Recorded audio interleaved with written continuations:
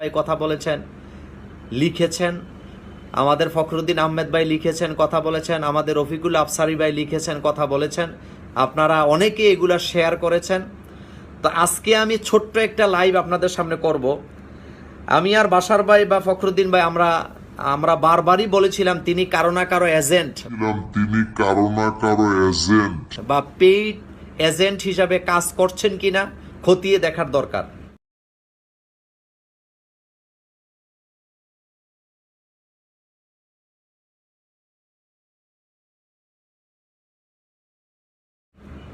আজকে একটি ভিডিও আমি পেলাম, সেই ভিডিওর দ্বারা কি প্রমাণ হয়, তার বক্তব্যে কি আসে আপনারা একটু শুনেন এবং আপনারা নিজেরাই বিচার করবেন সে বলেটা কি। আমি তার বক্তব্যটা আপনাদেরকে শোনাবো এবং আমি একটা একটা করে বিশ্লেষণ করব ইনশা আল্লাহ। প্রথম কথা হলো, তিনি যে কতটা অহংকারী। আমরা ছোটকাল থেকে লেখাপড়া করে শিখছি যে মানুষের জ্ঞান যত বাড়ে মানুষ তত নম্র এবং ভদ্র হয়। মানুষের জ্ঞান যত বাড়ে মানুষ তত নম্র এবং ভদ্র হয়।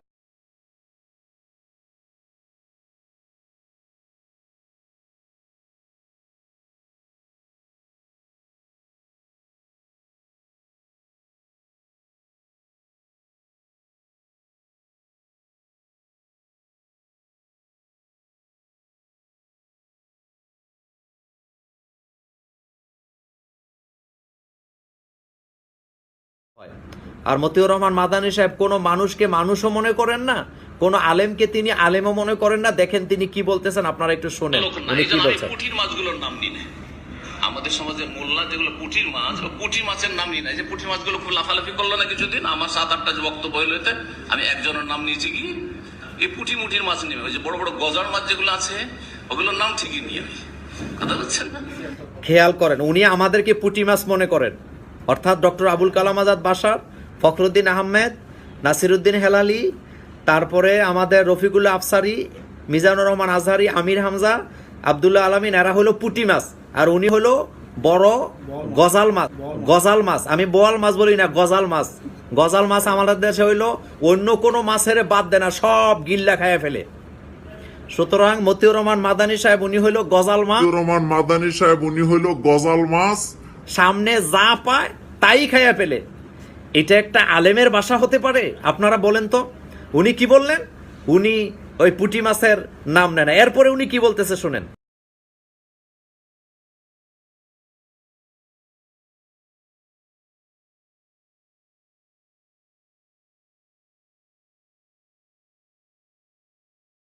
আমাদের একদিনই ভাই আখতার বিন আমির বেদাতীদের রদ করে থাকেন সোশ্যাল মিডিয়ায়। তার ওপর জুলম অত্যাচার করেছে, অন্যায় করেছে এই জালেম সোশ্যাল মিডিয়ার যারা কি বলে হ্যাকার, এরা হ্যাক করেছে এবং তার আইডিটাকে নষ্ট করেছে। খবর পেয়েছি কিসের জন্য? সে তৌহিদ সুন্নতের পক্ষ থেকে ডিফেন্স করে আর শিরক বিদআতকারীদের বিরুদ্ধে আর গোমরাহদের বিরুদ্ধে লিখালিখি করে সেই জন্য।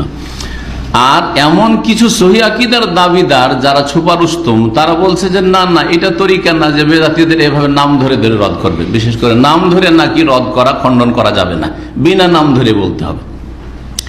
এই মর্মে আমার উত্তর অলরেডি আমাদের যে মানহাজ সিরিজের আজকে 19 নম্বর পর্ব হইল, তাই না? 15 নম্বর পর্ব প্রশ্ন উত্তরে বিস্তারিত আলোচনা হয়েছে। তো 15 নম্বরের পর্বটা লম্বা, এই আমার প্রশ্নের উত্তরে আপনি দিয়ে দিতে পারেন। তবে ওখান থেকে আমি 1-2 লাইন পড়ে শোনাচ্ছি। প্রশ্ন নম্বর হচ্ছে 66। উত্তরে শেখ সালেহ ফজল হাফিজাহুল্লাহ তাআলা বলছেন, এই প্রশ্নতে যে প্রশ্ন করা হয়েছে যে নাম ধরে ওয়াকাদ ইউরিদুনা আসমা বাযহিম ওয়ালাউ কানা মাইয়াতান, অনেকেই আকীদা মানহাজে গোমরাহ হয়ে মারা গেছে, তাদের নাম ধরেও কখনো কখনো সতর্ক সাবধান করা হয়। তো এটা কি জায়েজ কি না? নাম ধরে, বিনা নামে তো বলা যাবে, কিন্তু নাম ধরে করা যাবে কিনা, এইটা নিয়ে এক শ্রেণীর ছুপা রুস্তুমরা আর বিদাতি সালাফিসে যে আছে, ইখওয়ানি সালাফিসে যে আছে, তারা মানুষের অন্তরে সংশয় সৃষ্টি করা আছে। বলছে গীবত করে, যেমন আমাকে বলছে ও খালি গীবতই করে। কিন্তু এই ফরজ গীবত যদি না করতাম তো আপনারা ওই জাহান্নামের রাস্তায় চলেই যেতেন, আপনারা চোখ খুলতো না আপনাদের। জি শোনেন শেখ সালেহ ফজল কি বলছেন, আমার ভাষায় না শুনে। উনি বলছেন যে আত-তানবীহ আলাল খাতা ওয়াল ইনহিরাফ বাদা তাশখীসিহি, বলছেন যে ভুল আর বক্রতা সম্পর্কে সতর্ক করতে হবে, সেটা চিহ্নিত করার পরে যে এই ভুলটা করেছে সুতরাং সতর্ক সাবধান, এই ভুলটা করেছে বলে সতর্ক সাবধান। আর যদি এই বিষয়টির দাবি এরকম হয় যে তার নাম স্পষ্ট ক্লিয়ার বলা হোক যে অমুক ব্যক্তি মৌলানা ইলিয়াস অথবা মৌলানা মৌদুদি অথবা দিল হোসেন সাইদি এই ভুলটা করেছে, যদি নাম বলার প্রয়োজন হয়, শোনেন ভালো করে, যেমন এখন বললাম মুরসি, বললাম না, ইউসুফ আল কারজাবি বললাম না, এখন জায়েজ কিনা শোনেন। যদি সময়ের দাবি হয় এটা যে ইসমিল আশখাস আল মুখালিফিন, যারা বিরোধী, এই সহি আকীদা মানহাজ বিরোধী, তাদের নাম স্পষ্ট করতে হবে, হাত্তা লা ইউগতাররা বিহি, যাতে জনগণ প্রতারিত না হয়। যদি আমি না বলে ইউসুফ আল কারজাবি গুমরাহ করে মানুষকে, মুরসি গুমরাহ করে মানুষকে, তাহলে আপনি কি করে বুঝবেন? কি জানেন আপনি যে কি বুঝবেন? বুঝতে পারছেন না? জি, আপনারা তো মনে করেন যে ওরা আল্লামা সব, ওরা তো ইসলামের স্কলার সব। জি, খুসুসান, আর বিশেষ করে আল আসখাস, ওই ব্যক্তিরা আল্লাযিনা ইনহুম ইনহিরাফুন ফিকল, যাদের চিন্তা চেতনায় বক্রতা আছে, গুমরাহি আছে, আও ইনহিরাফুন ফিসসিরা, অথবা তাদের চালচলনে কি আছে, গুমরাহি বক্রতা আছে, ওয়াল মানহাজ, আর মানহাজে তাদের আকীদা মানহাজ, ওরা হচ্ছে কি মানহাজের, গদিওয়ালা মানহাজের, ধর্ম ব্যবসায়ী, গদিতে যেতে চায়, ইসলামের নাম ভেঙে বলতে হবে তাদের নাম। জি, ওয়াহুম মাশহুরুনা ইনদান নাস, আর ওরা যেমন তেমন লোক না। এই জন্য আমি পুঁটির মাছগুলোর নাম নিই না। আমাদের সমাজে মোল্লা যেগুলো পুঁটির মাছ, ও পুঁটি মাছের নাম নিই না। এই যে পুঁটি মাছগুলো খুব লাফালাফি করলো না কিছুদিন, আমার 7-8টা যে বক্তব্য হইল, এতে আমি একজনের নাম নিয়েছি কি এই মুঠির মাছ নেবে। ওই যে বড় বড় গজার মাছ যেগুলো আছে ওগুলোর নাম ঠিকই নিই আমি, কথা বলছেন না? জি হ্যাঁ। তো বলছেন যে বিশেষ করে যারা মশহুর ইনদান নাস, হ্যাঁ, এরা এমন বিখ্যাত যে ওদের নাম ধরে যদি ভুল না ধরি, আরে শুনবেন তাহলে মজার কথা, আমার মালদা জেলার একজন আহলে হাদিস মৌলবি, মাদ্রাসা পড়া, তারাই বা কতটা ইলম রাখে, শুধু মৌলবি হইলে, দাওরা ফারিক হইলে।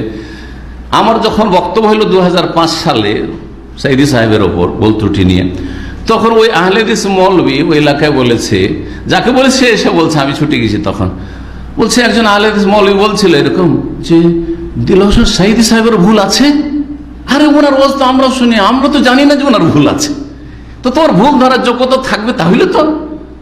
কথা বোঝা গেছে কিনা? ইমাম খোমেনি বলছে, বাপের বেটা খোমেনি বলছে, এটাও কথা আছে। তারপর ইরান হচ্ছে আমাদের আদর্শ, নারীদেরকে রাস্তাঘাটে বেরোইতে হবে বাংলাদেশে, যেমন ভাবে ইরানের নারীরা বেরিয়েছিল রেজা শাহ পাহলভীর বিরুদ্ধে, এই বক্তব্য আছে তার। নাম ধরে না বললে চলবে? এত বড় বিখ্যাত ব্যক্তির অবশ্যই নাম ধরে বলতে হবে, তাই নাম ধরে বলেছি। ছোট মোটো গুলোর কেন নাম ধরি না আমি, কখনো নাম ধরি না। জি, তার দরকার নেই, তাই বলছেন।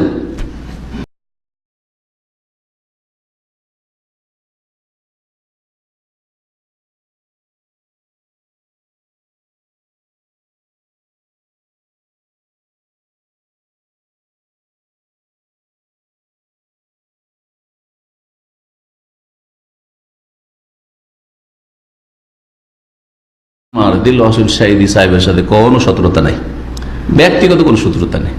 ইলিয়াস সাহেবের সাথে কোনো শত্রুতা নেই, মওদুদি সাহেবের সাথে কোনো শত্রুতা আমার ব্যক্তিগত নেই। যা আছে আমার আকীদার জন্য ভিন্নতা আছে, তার আকীদা আলাদা, মানহাজ আলাদা, আমার মানহাজ আলাদা। সে অন্যরা পথের প্রতীক, আমি আর এক পথের প্রতীক। তাদের আকীদা ঝামেলা আছে, সেই জন্য তাদের সাথে আমার ইখতিলাফ হয়েছে, এমনি কোন ইখতিলাফ নেই। এটা কিসের জন্য? ওয়াইন্নামা মিন আজালে নাসিহাতিল উম্মাহ, মুসলিম জাতির হিতাকাঙ্ক্ষী হয়ে, দরদি হওয়ার কারণে, আপনাদের দরদি, আপনাদেরকে সাবধান করা হচ্ছে। খবরদার, সাবধান থাকেন এইসব লোকগুলি থেকে। জি, এদের বক্তব্য থেকে, এদের লিখনি থেকে। জি হ্যাঁ, কারণ না হলে আপনি ভুল ইসলাম পালন করবেন। তারপরে আবার বলছেন ও আম্মা ইজাক্তাদাল আমরু, যদি, হ্যাঁ এখানে আরেকটা কথা বলছেন, ফাল কায়দাতু, একটা নীতিমালা হচ্ছে আউয়ালান আইয়ুনাব্বাহ আলাল খাতা, ভুলটা শনাক্ত করে দেন, এটা ভুল। ওয়ালা ইউযকারু সাহিবুহু, আর নাম উল্লেখ করার দরকার নেই। ইযা কানা ইয়াতারাত্তাবু আলা যিকরিহি মাদাররা আও লাইসা লিযিকরিহি ফায়দা, দুটো অবস্থায় নাম উল্লেখ করার দরকার নাই। একটা হচ্ছে তার নাম উল্লেখ করলে ক্ষতি হবে, অথবা নাম উল্লেখ করার কোনো লাভ নেই। হয় নাম উল্লেখ করে লাভ নেই, অথবা নাম উল্লেখ করলে কি হবে? ক্ষতি হবে। দুটো কথার উদাহরণ দিয়ে বুঝেন। নাম উল্লেখ করে লাভ নেই। যেমন আজকাল ছোটখাটো পুঁথিগুলো খুব লাফাচ্ছে বেদাতি মৌলবিগুলো, না আমার বিরুদ্ধে। কেউ বলছে বিহারি, কেউ বলছে ইন্ডিয়ান ভারতী, কেউ বলছে মাদানিকে আরো বিকৃত করে একটা তাদের নোংরা গাল দিচ্ছে।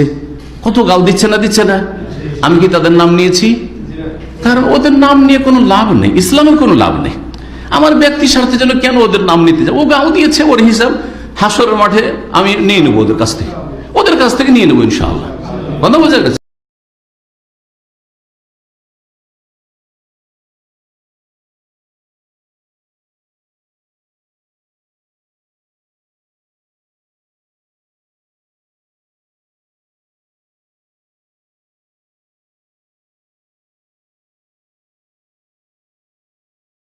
এরপরে উনি কি বলতেছে শুনেন। কথা বলছেন না? জি হ্যাঁ।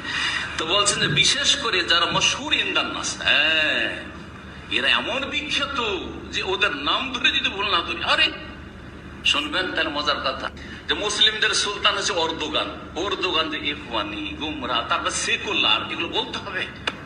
আমি উনি কি বললেন? এরদোগান নাকি সেকুলার অর্থাৎ ধর্মনিরপেক্ষ মতবাদে বিশ্বাসী, তিনি নাকি গোমরা, তিনি নাকি বাতেল, এই কথাটাই উনি বললেন। আপনারা দেখেন আজকের পৃথিবীতে এরদোগান বিশ্বের মুসলমানদের মানে সবচেয়ে প্রিয় ব্যক্তি শাসকদের মধ্যে। আর উনি কি বলতেছেন শুনেন, উনি কি বলে শুনেন। আজকে প্রথম বলছি এরদোগান হচ্ছে সেকুলারিস্ট, ধর্ম নিরপেক্ষতায় বিশ্বাসী। নাউজুবিল্লাহ। শুনেন কি বলে।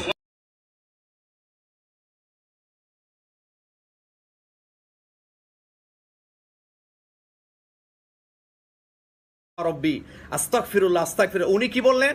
তাগুত এগুলি আগে ছিল না, এগুলি জামাত আর ইখওয়ানিদের বানানো কথা। ভাইজানেরা যারা ওই যে লম্বা লম্বা লেখেন ফেসবুকে, ওনারা এখন শুনেন ভিডিও। এতদিন বলছি উনি কার পেইড এজেন্ট, আপনারা একেবারে কষ্ট পাইছেন। মোল্লা নাজিম রে গালাগালি, ডক্টর বাশারে মূর্খ, ফখরুদ্দিন রে কাফের বানাইছেন। এখন শোনেন কাফেরকে। উনি কি বললেন কথাটা? উনি বললেন তাগুত এগুলি আগে ছিল না, জামাত আর ইখওয়ানেদের বানানো কথা।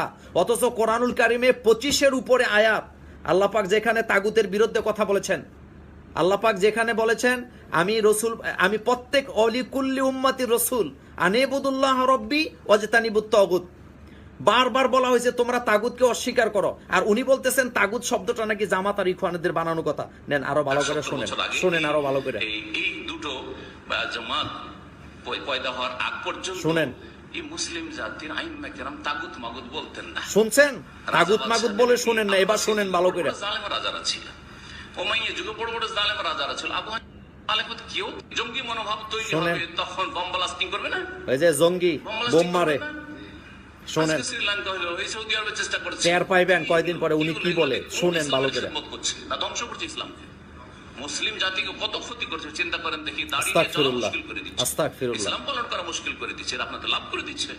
তাহলে সতর্ক সাবধান যদি করা হয় এইসব চরমপন্থীদের থেকে বা বেদাতীদের থেকে, তো আপনাদেরকে কি করলাম? আপনাদের খাই করলাম। বিশেষ করে আল আসখাস, ওই ব্যক্তিরা আল্লাযিনা ইনদাহুম ইনহিরাফুন ফিকর, যাদের চিন্তা চেতনায় বক্রতা আছে, গুমরাহি আছে। কি বুঝলেন? চিন্তা চেতনায় বক্রতা আছে, তার মানে ওনার চিন্তা চেতনা ঠিক আছে, উনি তাগুতটাকেই অস্বীকার করলেন।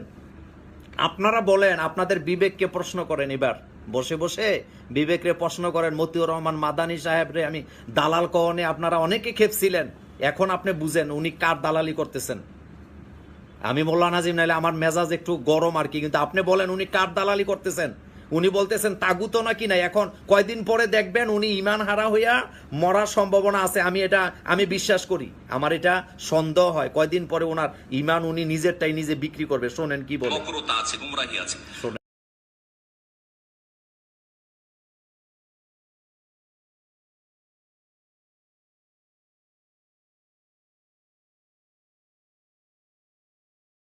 শুনিয়েন না, তাগুত মাগুত এগুলো ফুত্তবাজিতে আর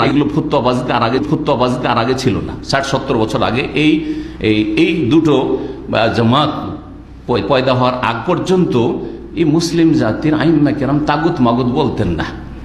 রাজা বাদশাদেরকে আব্বাসী যুগে বড় বড় জালেম রাজারা ছিলেন, ওমাইয়া যুগে বড় বড় জালেম রাজারা ছিল। আবু হানিফা কেউ তাগুত মাগুত করে ফতোয়া দেননি। দেখান কোন জায়গাতে আছে এরকম কথা, কোথাও নেই। কিন্তু তো এইভাবে যে মানুষ গুমরাহ হয়েছে, সেই জন্য আপনি খায়ের খাই যেন করলেন আল্লাহর জন্য, কিতাবের জন্য, রাসূলের জন্য, মুসলিম শাসকদের জন্য এবং জনগণের জন্য। জনগণ যখন রক্ত গরম হয়ে যাবে, জঙ্গি মনোভাব তৈরি হবে, তখন বম ব্লাস্টিং করবে না? বম ব্লাস্টিং করবে না? আজকে শ্রীলঙ্কা হলো, এই সৌদি আরবের চেষ্টা করছে। কি এগুলো এগুলো দিয়ে কোন ইসলামের খেদমত করছে? না ধ্বংস করছে ইসলামকে? মুসলিম জাতিকে কত ক্ষতি করছে চিন্তা করেন দেখি। দাড়ি নিয়ে চলা মুশকিল করে দিচ্ছে, ইসলাম পালন করা মুশকিল করে দিচ্ছে, আপনাদের লাভ করে দিচ্ছে। তাহলে সতর্ক সাবধান যদি করা হয় এইসব চরমপন্থীদের থেকে বা বেদাতীদের থেকে, তো আপনাদেরকে কি করলাম? আপনাদের খাই খাই করলাম, আপনাদের কল্যাণ কামনা করলাম। যদি না বলি যে এই যে মিলাদের বক্তা সাবধান, কথা বোঝা গেছে, এই যে পীরপন্থী বক্তা সাবধান, তাহলে আপনি বুঝতে পারবেন না এত মিষ্টি মিষ্টি তাদের বক্তব্য আর এত সুর যে পাগল হয়ে যাবেন না সেগুলোর জন্য। আপনি কথা বুঝতে পারছেন? আল্লাহ যেন বোঝার তৌফিক দান করেন। ওয়া সাল্লাল্লাহু আলা মুহাম্মদ ওয়া আলা আলিহি ওয়া সাহবিহি আজমাইন।